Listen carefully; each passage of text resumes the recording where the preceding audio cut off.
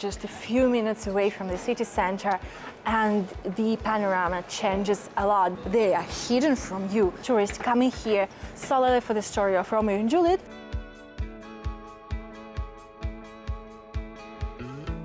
Hey guys, welcome back to my channel and welcome back to Verona. Verona is a lovely city and we've already been here twice actually, but today I want to show you a very different side of the city, something that many tourists do not notice, and many tourists don't even know about the places I'm gonna visit today.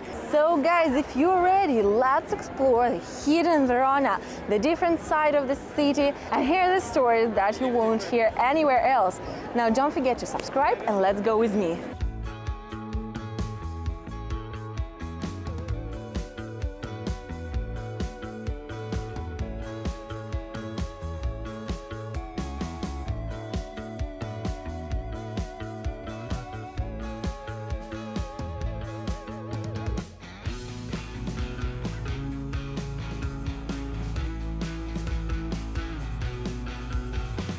I have very strong feelings about Verona. I love it. I think it's a perfect place to just come here even for one day to have a walk and just recharge your batteries and change the scenery because it's beautiful.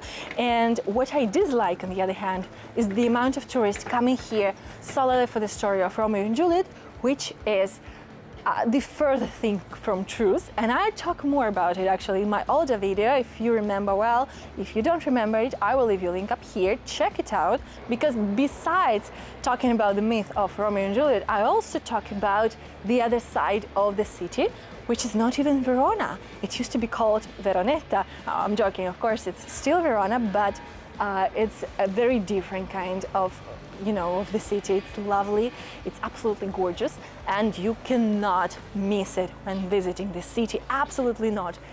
You have to go there and see it for yourselves.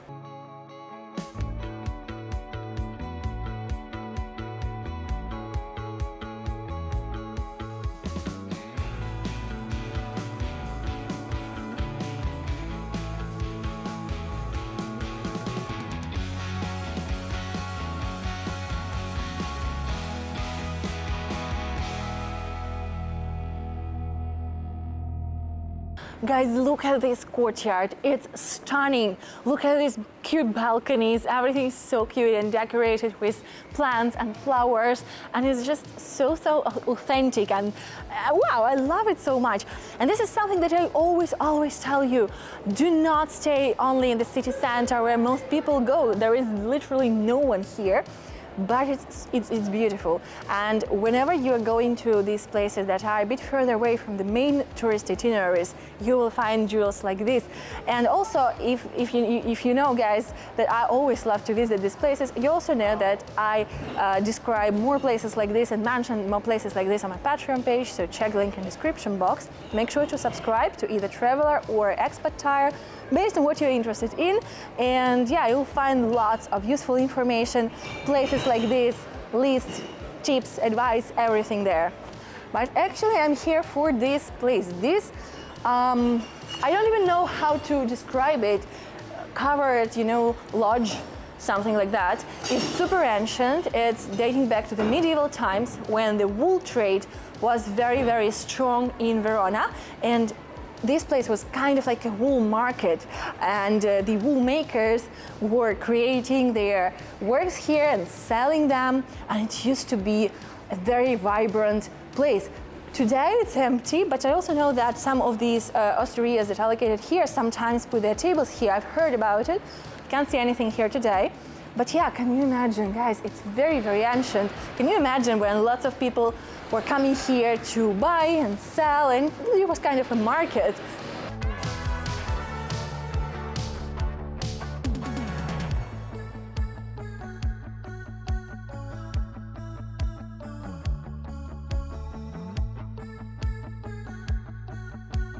This, guys, is the smallest jewelry shop in Verona, but also I think most probably in Italy as well. It's super ancient, really cute, and I highly recommend you to come check it out, just even to see it, because it's really beautiful.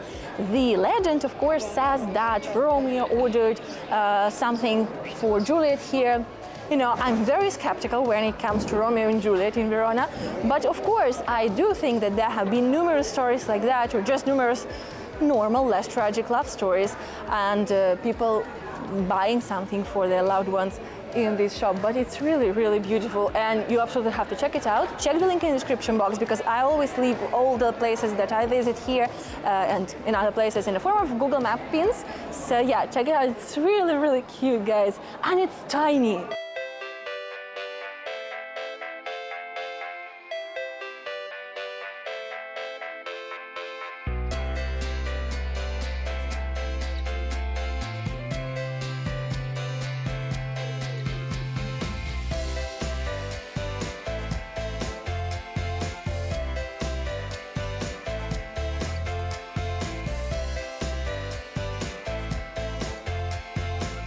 This area in the city center is actually a mausoleum, yeah, right in the city center. It's the mausoleum of some of the members of the Della Scala family, which was one of the most important and powerful families in this area, in this region, who ruled Verona for a very long time. And I'm not sure you can see it from here, but inside there is a sarcophagus that is supported by 4 dogs. And it is the sarcophagus of Can Grande della Scala, one of the most famous members of the family. And now you will ask me, why the dogs? Because Can Grande literally translates as the big dog. So yeah, apparently he was the big dog of the family. But anyway, he was even mentioned in Dante's Divine Comedy. And speaking of Dante, you might be wondering what his statue is doing here in one of the main piazzas of the city. The statue itself was actually built around 600 years after Dante's birth, but during his life, he used to live here in Verona. After his exile from Florence, his home city, he spent 7 years here in Verona, and he was hosted by the Della Scala family. So I think, mentioning one of the family members, they hosted him for 7 consecutive years, was the bare minimum he could have done for this family. Of course, he had to mention them in his greatest work. So during his life, Dante has been moving around quite a lot, even though not always at his will, but he did not stop here in Verona. He moved on, and he actually died in Ravenna, where his journey ended. But even after his death, his remains couldn't find much peace and rest, because they were contested by Florence, who wanted them back. And I'm telling more about this story in my vlog from Ravenna, my old vlog, so if you don't remember it or if you haven't seen it, guys, I'll leave you a link up here, so check it out. And also I will leave you the link in the description box, just in case you want to see it later. But yeah, go watch that video, because I tell the whole story about Dante there.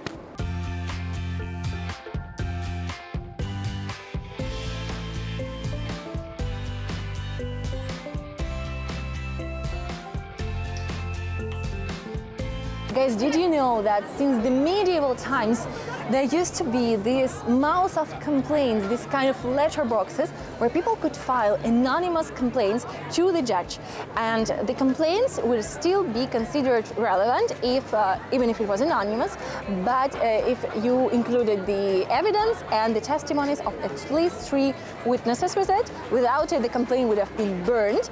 But if you included everything and it was as it should have been, the complaint would have gone to the judge and be considered. I think this is hilarious. What do you think about this medieval justice system? Guys, I've heard that this tower is the tallest building in Verona.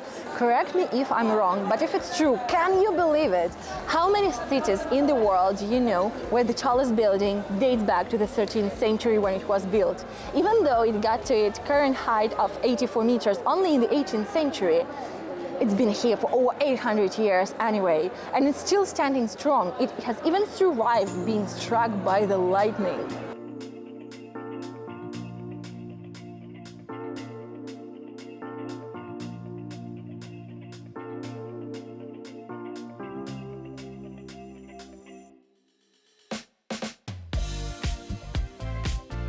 You walk literally just a few minutes away from the city center, and the panorama changes a lot because there is literally no one, and it even feels weird that there aren't, so many people.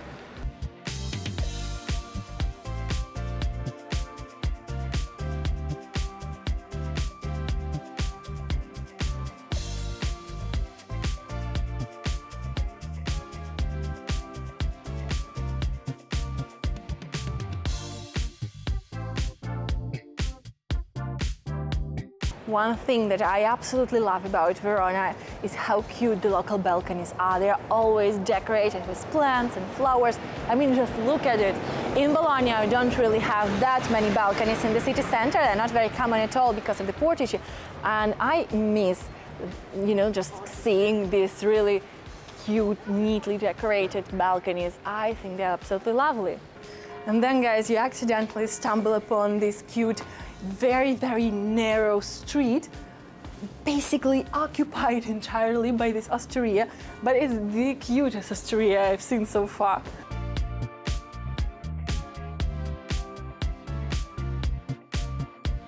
Guys, when you are coming to Verona only for Romeo and Juliet, a fictional story of Romeo and Juliet, don't forget that there are so many more to the city. There are so many absolutely mind-blowing real stories that you are missing because they are hidden from you. But I'll show you one of them. Let's go.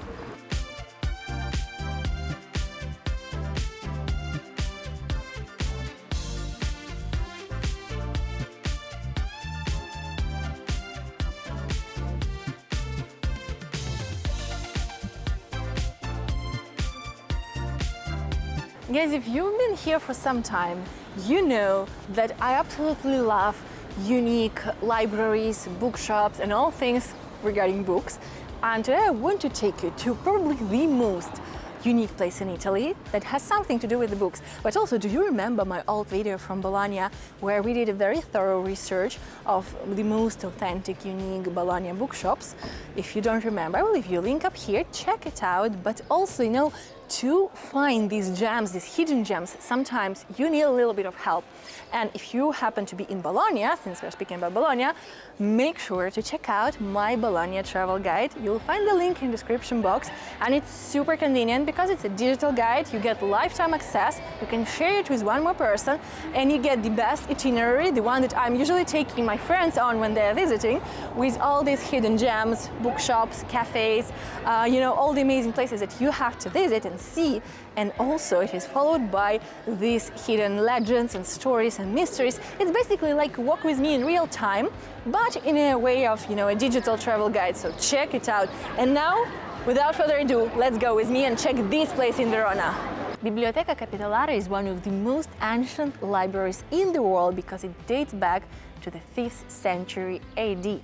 But it is even more famous because inside there are so many unique and ancient written works that are conserved there, and guys, you can visit it and you can see them. You cannot, of course, read them or consult them, but you can at least see them, and it's a unique feeling. There is the so-called Istituzioni di Gaio, a collection of works written by the Roman lawyer Gaio in the 2nd century AD. And what makes it so special is the fact that it's the only work of the classic Roman law that got to our days in its direct and original form.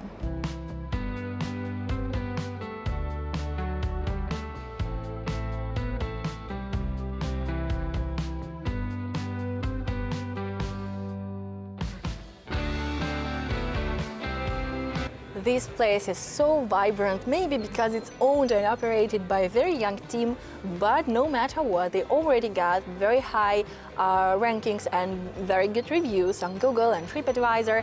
And what's really special about them is that they use only local products, the products that are coming from the area around Verona, from this region, from this province. And I feel like it's so special. Even the wine and beer that they sell are coming from this area. And of course, everything that they use in preparation of their focaccias is also local, and it's like 100% authentic experience that you can get there. And the focaccia, guys, was absolutely divine. I promise you. I will leave you a link in the description box to this place. Make sure to check it out, and if you're in Verona, don't miss out on this focacceria. Guys, honestly, it was the best focaccia that I've had in a while. I loved it so much. And of course, knowing that you eat something that was made from local produce is, a very special experience. I love sharing places like this with you in every city that I visit, and it's a good time to remind you to subscribe and hit the bell button so you don't miss anything. And since now is the perfect moment to go get myself a cup of coffee. If you want to support our channel and buy me a cup of coffee, it's also a good time to do so. You can find the link in the description box to my Ko-Fi, and you can buy a cup of coffee for me or my team there. So yeah, it's a good way to say thank you and to help us fund our channel and our shootings.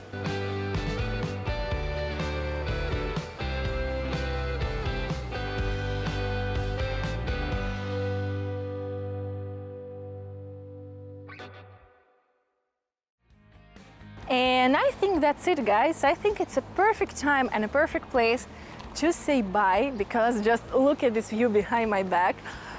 You know, there are so many cities in Italy that I love. Well, I love all of Italy, and you probably know that already. But Verona is very, very special to me. Verona is one of these places where I could go on no end. You know, I've been here countless times, and I would return again and again and again, because it's perfect, it's lovely, it's a wonderful place to just go here and spend a day here, walk around, explore the hidden gems, all the cute coffee shops, restaurants, Asterias, you know, the artisanal shops. There are numerous of them. And yeah, I just love this city dearly. And I hope that today I've managed to show you more of these hidden gems. Who knows if we're gonna make another video here, maybe sometime in the future again, and I will show you even more gems and even more hidden places. But yeah, you know, it's this city where you can come and discover something new every time you're here, and that's why I love it so much. And having said that, don't forget to subscribe, hit the like button, and hit the thanks button if you want to say thank you and support our channel if you love our content. And yeah, guys, don't forget to share this video and comment.